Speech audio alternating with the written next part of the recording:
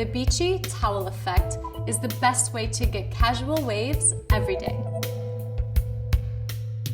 Begin by priming clean, damp hair with a thermique. Spray a generous amount of spray-à-porter from high mid-lanes to ends. Tilting your head to the side, allow the ends to fall into a towel, then lift toward the root area, allowing the hair to fold and coil, creating natural waves.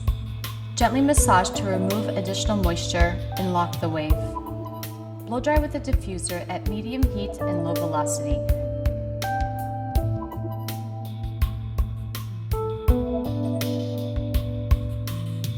To create extra texture, lightly mist with spray-à-porter.